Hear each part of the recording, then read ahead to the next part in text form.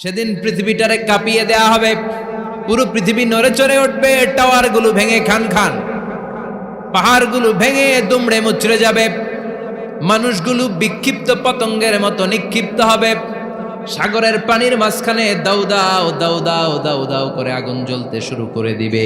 আল্লাহু আকবার। নকশা কে দিছেন আল্লাহ? নকশা কে দিছে না?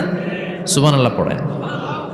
আবার আল্লাহ বললেন ফাইদা বারিকাল বাসারু ওয়া খাসাফাল কামারু ওয়া জুমিআশ শামসু ওয়াল কামার ইয়াকুলুল ইনসানু আইনাল মাফার। সেদিন মানুষের চোখ হবে ছানা বড়া, চন্দ্র সূর্যে কোনো আলো থাকবে না, মানুষগুলো দিক বিদিক পাগলের মতো দৌড়াবে, সবার মুখে এক কথা, পালাবো কই?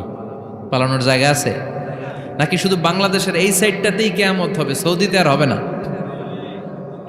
হ্যাঁ, আমেরিকায় আমেরিকায় কেমনে হবে?